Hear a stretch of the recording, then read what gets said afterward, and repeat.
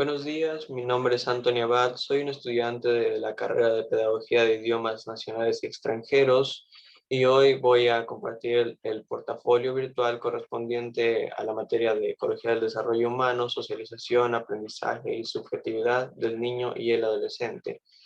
Todo esto correspondiente al primer parcial del segundo semestre en materia impartida por la profesora Joana Elizabeth Bello Pihuave.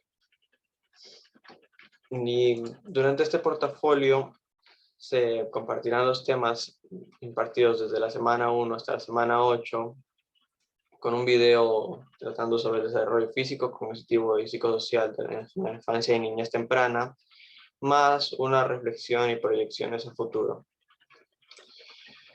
Este portafolio tiene como objetivo recopilar las actividades realizadas durante el primer parcial del segundo semestre, para de esta manera hacer una sumatoria de los conocimientos adquiridos con la finalidad de comprender así nuestro paso a lo largo de esta asignatura y su valor indispensable para los conocimientos de un docente profesional.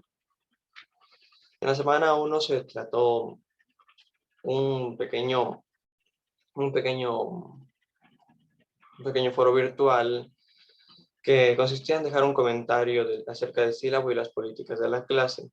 Tras leer el sílabo, fuimos capaces de entender cuáles eran las políticas correspondientes al comportamiento y el funcionamiento de las clases virtuales, y se asentaron las bases de cómo se llevarán a cabo las actividades, tareas y exámenes.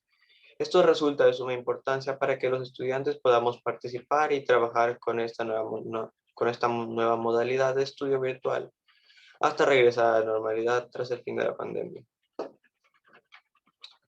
En la semana 2 se realizó un libro personal que consistía en nuestras etapas de desarrollo como nosotros mismos como sujeto de estudio, abarcando desde la etapa prenatal, etapa infantil, la etapa de la niñez temprana, niñez media, adolescencia, hasta llegar a la adultez temprana. En la semana 3 tratamos el tema de las diferentes perspectivas del aprendizaje sobre el desarrollo infantil, y fuimos explorando cada una de las perspectivas individualmente, empezando desde la perspectiva psicoanalítica. Su creador fue Sigmund Freud y este creía que las personas nacen con impulsos biológicos que deben redirigirse para poder vivir en sociedad.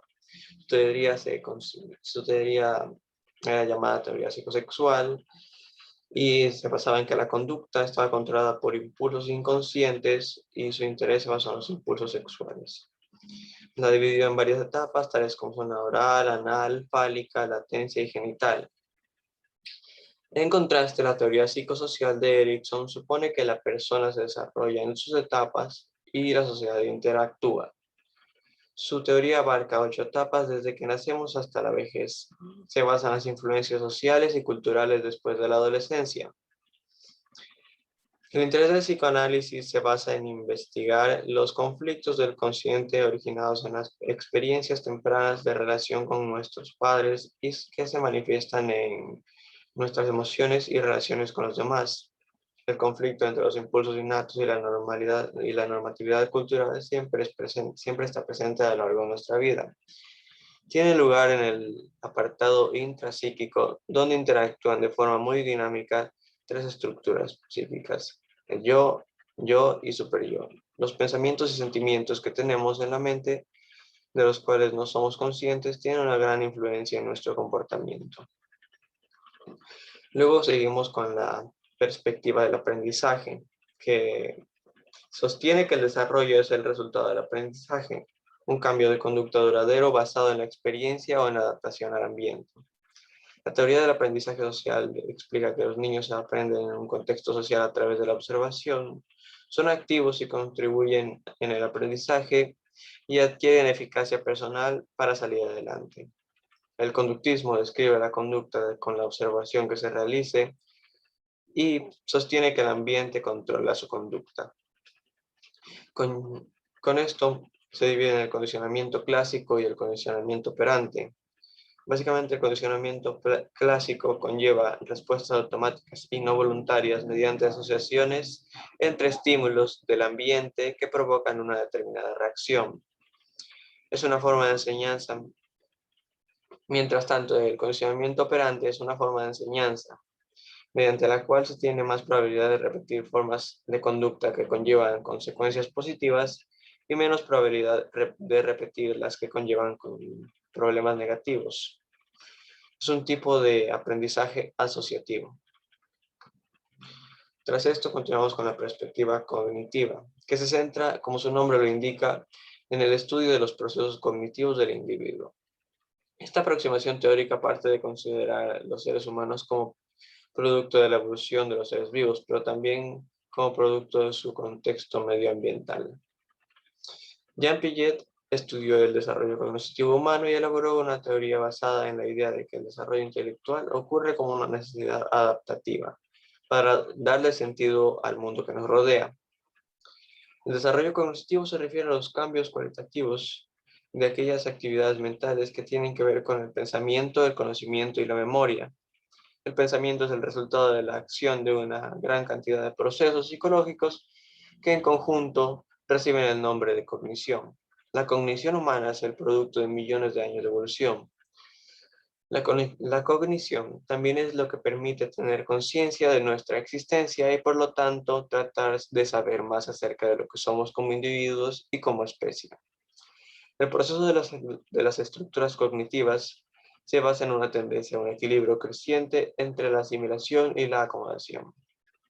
La teoría sociocultural de Lev Vygotsky sostiene que las intersecciones sociales son el centro del desarrollo humano, mientras que la teoría del procesamiento de la información se basa en el proceso de estrategias para adquirir información. Por último, tratamos la teoría contextual, que postula que el desarrollo solo puede entenderse en su contexto social. Quienes la sostienen consideran que el individuo no es una entidad separada que interactúa con el ambiente, sino que es parte inseparable de este. Establece que el niño interactúa con el ambiente, que es una parte inseparable de este. Para comprender el desarrollo cognitivo del niño, tenemos que conocer los procesos sociales, históricos y políticos que lo están formando. De esto se divide en la teoría bioecológica, creada por el psicólogo estadounidense Uriel Bronfenner, que señala 5 niveles de influencia ambiental que van desde el más íntimo al más amplio, empezando desde el microsistema, al mesosistema, exosistema, macrosistema y terminando en lo que se conoce como el cronosistema. Luego está la teoría sociohistórica de Vygotsky, que propone que el sujeto humano actúa sobre la realidad para adaptarse a ella, transformándola y transformándose a sí mismo, a través de herramientas, recursos y de signos, de los cuales el lenguaje es el principal. Todo depende de las relaciones existentes entre el niño y su entorno, por ello debe de considerarse el nivel de avance del niño, pero también presentarle información que siga proporcionando el avance de su desarrollo. El proceso de formación de las funciones psicológicas superiores se dará a través de la actividad práctica e instrumental, pero no individual, sino en interacción o cooperación social. En la semana 4 tratamos el tema de ambiente, de herencia, ambiente y maduración.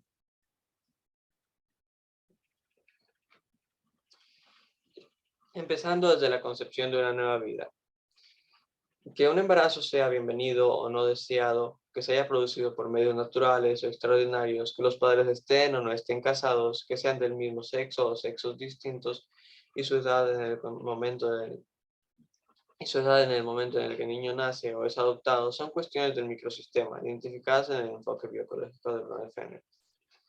¿Cómo ocurre la fertilización? La fertilización o concepción es el proceso por el cual se combinan el espermatozoide y el óvulo y forman una sola célula llamada cigoto, que a continuación se divide una y otra vez por división celular hasta producir todas las células que conforman un bebé. Al nacer, una niña tiene alrededor de 2 millones de ovocitos en sus 2 ovarios, cada uno en un folículo o pequeño saco. En la mujer sexualmente madura, la ovulación ocurre aproximadamente una vez cada 28 días, hasta la menopausia. Los espermatozoides se producen en los testículos y las glándulas reproductivas del hombre, que ha alcanzado la madurez sexual, a un ritmo de varios cientos de millones diarios, y salen expulsados con el semen en el clímax sexual. Depositados en la vagina, tratan de nadar por el cuello uterino, la apertura del útero, hasta las trompas de falopio. pero apenas una fracción de estos llega tan lejos. Luego, hablamos de las características en las que influyen la herencia y el ambiente, empezando desde los rasgos físicos y fisiológicos. Los gemelos monocigóticos no solo se ven iguales, sino que también son más concordantes que los disigóticos en cuanto a riesgos que corren de sufrir trastornos médicos como hipertensión, enfermedades cardíacas, apoplejía, etc. Sin embargo, su concordancia genética también los hace ser los mejores candidatos para hacerse trasplantes de órganos o de sangre entre sí. La obesidad. Si bien por lo general se supone que las influencias genéticas en la obesidad operan junto a las influencias ambientales, como la dieta y el ejercicio, pueden existir personas con perfiles genéticos que hacen más difícil tener y mantener un cuerpo saludable. Seguimos con la inteligencia, que la herencia ejerce un influjo poderoso sobre la inteligencia general y en mucho menor medida sobre las capacidades concretas como la memoria, la habilidad verbal y espacial. La influencia genética es la causa principal de la estabilidad y del desempeño cognitivo. Aumenta con la edad, lo que es probable que sea resultado de la selección del nicho. El ambiente familiar compartido influye de manera dominante en los pequeños, pero casi no lo hacen los adolescentes, más proclives a buscar su nicho mediante la elección de ambientes compatibles con sus capacidades hereditarias y sus intereses correspondientes. Por último, tenemos la personalidad y psicopatología. Los científicos han identificado genes relacionados directamente con aspectos concretos de la personalidad, como un rasgo llamado neuroticismo, que podría contribuir a la depresión y la ansiedad. La heredabilidad de los rasgos de personalidad sería de entre un 40 a 50%. El temperamento es un aspecto de la personalidad, la manera más característica que tiene una persona de abordar y reaccionar ante las situaciones que se le presentan. Es básicamente innato y constante a lo largo de los años, aunque puede responder a experiencias especiales o manejo de los padres. Proseguimos. La esquizofrenia es un trastorno neurológico que afecta cada año alrededor del 1% de la población estadounidense. Se caracteriza por la pérdida de contacto con la realidad, alucinaciones y delirios, pérdida del pensamiento lógico y coherente, y emocionalidad inapropiada. Los cálculos de heredabilidad de esta son de hasta del 85%. Luego procedemos con lo que sería el desarrollo prenatal. Para muchas mujeres, la primera señal clara de embarazo es la falta de periodo menstrual, pero incluso antes de la falta del primer periodo, el cuerpo de una mujer embarazada pasa por cambios sutiles pero perceptibles. Durante la gestación, el periodo entre la concepción y el nacimiento, el niño no nato pasa por procesos de desarrollo impresionantes. El rango normal de gestación fluctúa entre los 37 y 41 semanas. La edad gestacional se toma desde el primer día del último ciclo menstrual de la futura madre. Etapas del desarrollo prenatal. En el desarrollo prenatal tiene lugar tres etapas principales: germinal, embrionaria y fetal. Estas tres etapas de la gestación del cigoto unicelular original se convierte en un embrión y luego en un feto. Antes y después del nacimiento, el desarrollo procede según dos principios fundamentales: el crecimiento y el desarrollo motriz. Ocurre en el sentido descendente y del centro del cuerpo hacia afuera. La cabeza y el tronco del embrión se desarrollan antes que los miembros y los brazos y las piernas antes que los dedos. Empezamos desde la etapa germinal, que comienza desde la fertilización hasta las 2 primeras semanas. Durante la etapa germinal, que transcurre desde la fertilización hasta las 2 primeras semanas de edad gestacional, el cigoto se divide, gana complejidad y se implanta en la pared del útero.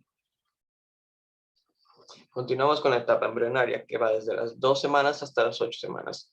Durante la etapa embrionaria, la segunda etapa de gestación, que va aproximadamente desde la segunda a la 8ª semana, se forman con rapidez los principales aparatos y sistemas orgánicos: aparato respiratorio, aparato digestivo, sistema nervioso, Es un periodo crítico durante el cual el embrión es más vulnerable a sus influencias destructivas del ambiente prenatal, debido a su alta tasa de desarrollo y la alta conexión que tiene con su madre. Los embriones más dañados no sobreviven al primer trimestre del embarazo. Un aborto espontáneo es la expulsión de un embrión o feto que no puede vivir fuera del útero, como resultado de sus daños o de sus problemas. Ok. Por último, tenemos la etapa fetal, que va desde las 8 semanas hasta el nacimiento. La aparición de las primeras células óseas alrededor de las 8 semanas marca el comienzo de la etapa fetal, la última fase de la gestación. En este periodo el feto crece rápidamente hasta unas 20 veces su longitud anterior y los aparatos y órganos incrementan su nivel de complejidad. Hasta el nacimiento, continúa el desarrollo de las uñas y los párpados. Los fetos no son pasajeros pasivos en el vientre de su madre. Respiran, patean, giran, se flexionan, se sobresaltan, visquean, tragan, cierran el puño, les da hipo, se chupan el dedo. Las membranas flexibles de las paredes uterinas están preparadas para esto y el saco amniótico que las rodean dan protección y amortiguan el líquido con el líquido amniótico. Permiten y estimulan los movimientos ilimitados. El feto también siente dolor, aunque es poco probable que ocurra antes del tercer trimestre.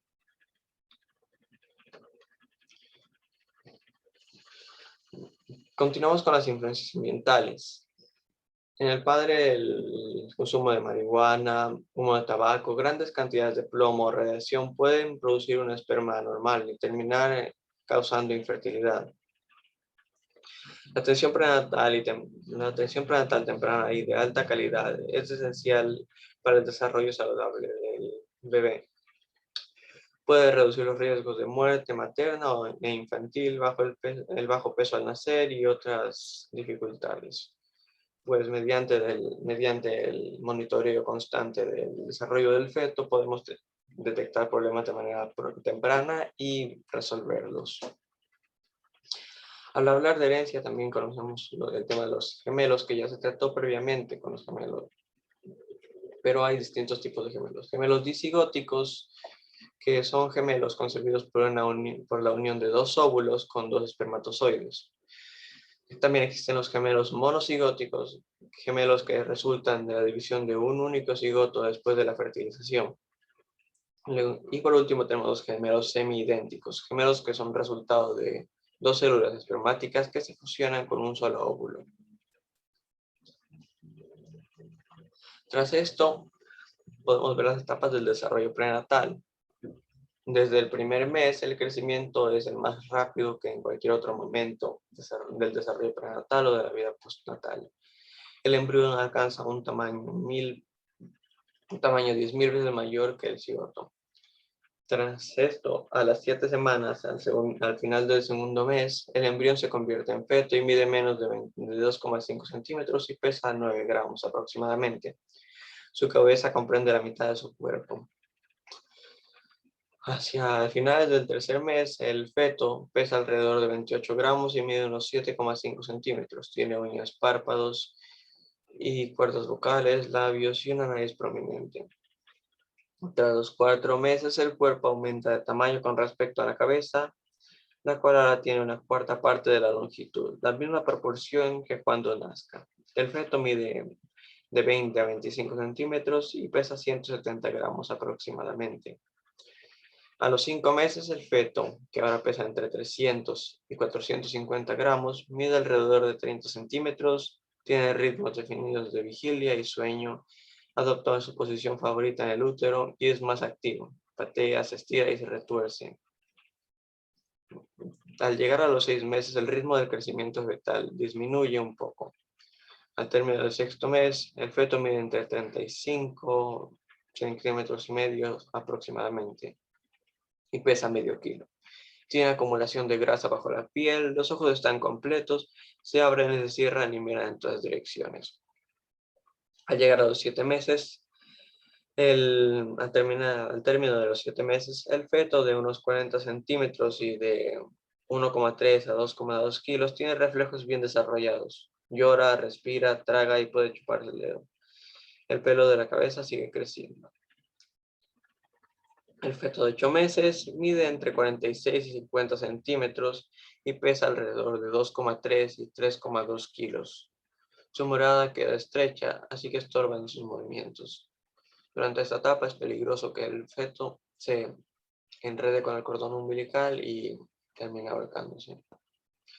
Al llegar a los 9 meses, alrededor de una semana previa a nacer, el feto deja de crecer, tras alcanzar un peso promedio de entre 3,5 kilos aproximadamente y una longitud de unos 50 centímetros, aunque los niños tienden a ser algo más grandes y pesados que las niñas.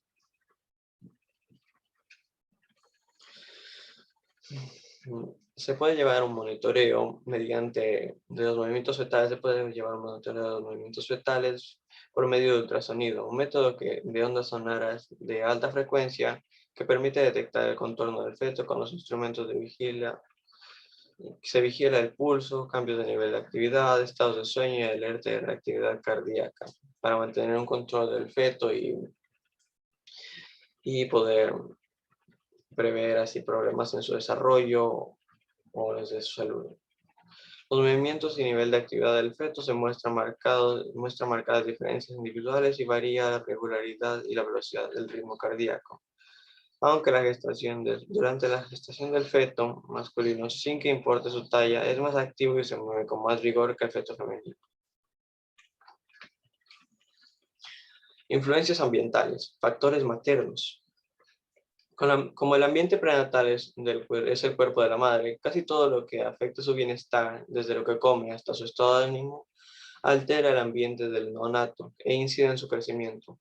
Un teratógeno se trata de un agente ambiental como virus, drogas o radiación que puede interferir con el desarrollo prenatal normal. Sin embargo, no todos los peligros ambientales suponen un riesgo igual para todos los fetos. Un evento, sustancia o proceso puede ser teratogénico para algunos fetos, pero tener poco o ningún efecto en otros. Por ejemplo, los fetos con cierta variante de un gen del crecimiento llamado factor transformante del crecimiento alfa tienen un riesgo 6 veces mayor de tener el paladar hendido si la madre fuma durante el embarazo. El tiempo de exposición, la dosis, duración e interacción con otros factores teratogénicos marcan una gran diferencia. Nutrición y peso de la madre. Las mujeres embarazadas necesitan alrededor de 300 y 500 calorías diarias adicionales para mantener su cuerpo y el cuerpo del feto que está en desarrollo. Esta cantidad incluye proteínas. Las mujeres de peso y complexión normal que aumentan de 8 a 20 kilos tienen menos probabilidades de sufrir complicaciones de parto o de alumbrar bebés cuyo peso al nacer sea peligrosamente bajo o alto. La desnutrición es un factor muy importante.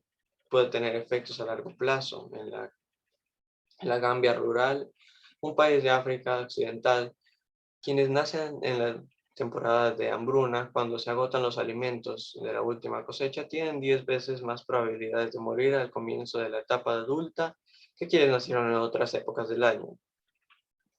La actividad física y el trabajo extenuante puede tomarse como error, pero el ejercicio regular impide el estreñimiento, mejora la respiración, la circulación, el tono muscular y la elasticidad de la piel. Todo lo cual contribuye a un embarazo más cómodo y a un parto más fácil y seguro. Sin embargo, trabajar durante el embarazo no conlleva riesgos especiales. Sin embargo, las condiciones extenuantes, la fatiga ocupacional y largas horas de trabajo pueden asociarse con un riesgo mayor de nacimiento prematuro. En otras palabras, la actividad física no está mal. Sin embargo, si esta actividad física conlleva un alto estrés, tanto mental como físico, pueden terminar afectando el embarazo. Pasamos al tema del consumo de drogas. Las drogas pueden cruzar la placenta, tal como el oxígeno y el dióxido de carbono y el agua. La vulnerabilidad es mayor en los primeros meses de gestación cuando el desarrollo es más acelerado.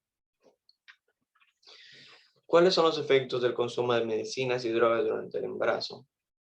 Primeramente, los medicamentos.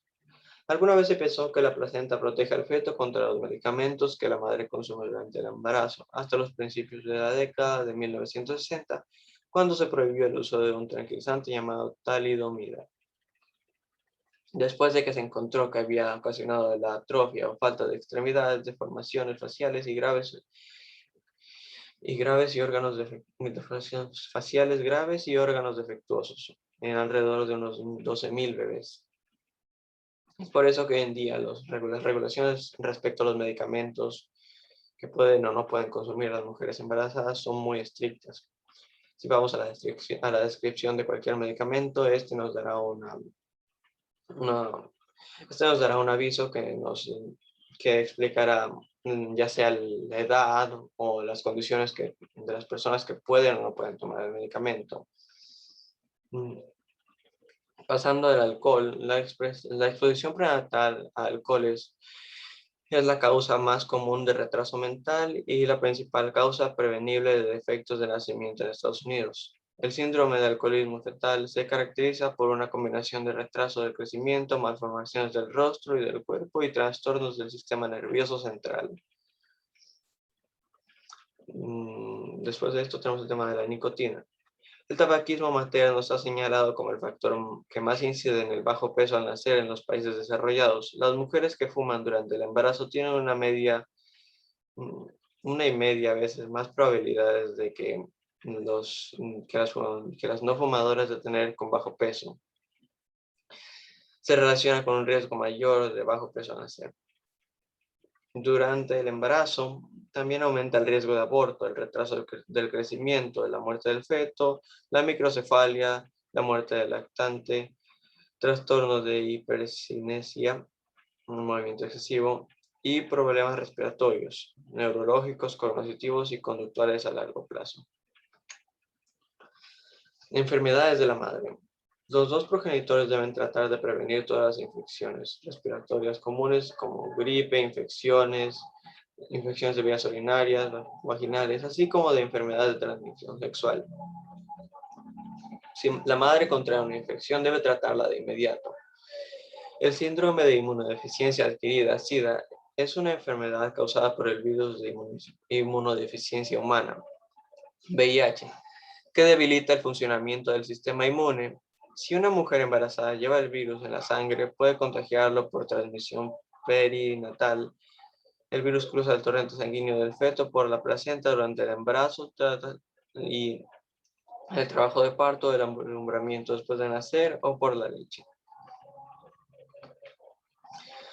En la semana 5 se realizó un estudio de caso en el cual se trataron cuatro casos distintos y se revisaron los antecedentes de cada caso, los signos de alarma, se presentaron preguntas posibles para poder conocer qué factores afectaron al caso y se asumieron posibles factores de los signos de alarma. Por ejemplo, en el primer caso, el primer niño nació hace 3 meses, el parto fue complicado en un hospital de la ciudad. Su madre era analfabeta y se desconoce del padre. Al parecer, la madre solo una vez fue al médico y no tuvo mayor cuidado durante el embarazo. Proviene de una familia de escasos recursos y cobra el bono. Los antecedentes es que su madre mantuvo casi nulo seguimiento sobre su embarazo. Los signos de alarma, presentan un parto de origen complicado por el que pasó el bebé. Las preguntas que se podría realizar sería ¿qué clase de cuidados tuvo la madre durante su embarazo? Si es que tuvo algún tipo de cuidado. Y un posible factor de signo de alarma es el no tener un seguimiento y cuidado adecuado del bebé. Podrían pasarse por alto problemas de salud en el desarrollo. En el segundo caso, NN sería el cuarto hijo y con este su madre realizó una ligadura. Nació con bajo peso y necesitó de una termocuna. Tuvo color amarillo, no agarró de inmediato el pezón. Y sus antecedentes serían la posible falta de cuidados de la madre durante el embarazo, Los signos de alarma se tratarían de su coloración amarillenta y la carencia de primeros reflejos como la necesidad de alimentarse. Las preguntas que podrían hacerse serían, ¿cuáles fueron los primeros reflejos del bebé? ¿Ha pasado alguna situación similar en sus previos embarazos? Y un posible factor de alarma sería que el bebé requeriría de cuidados para poder desarrollarse apropiadamente. Tal vez su madre no tuvo cuidados apropiados durante el embarazo. En el tercer caso, el bebé acudió a la consulta porque la madre observaba que está muy quedito en casa, no llora, tiene muy poco movimiento en sus extremidades, duerme demasiado y la madre no observa que suba de peso. Además, tiene unas bolitas rojas en el cuerpo, no sonríe y no hace gestos. Entre los antecedentes podemos decir una posible mala alimentación y la falta de exámenes o vacunas contra enfermedades como la varicela. Un signo de alarma sería la presencia de sarpullidos de bajo peso y la presencia de sarpullidos, el bajo peso y la falta de movimiento. Las preguntas que podemos realizar sería ¿con qué ha estado en contacto el niño últimamente? ¿Y qué clase de alimentación ha recibido?